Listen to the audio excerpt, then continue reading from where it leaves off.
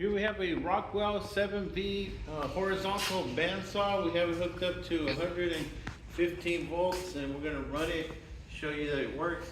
It also comes with a coolant pump, which is a separate plug, which also hooks up to 115 volts.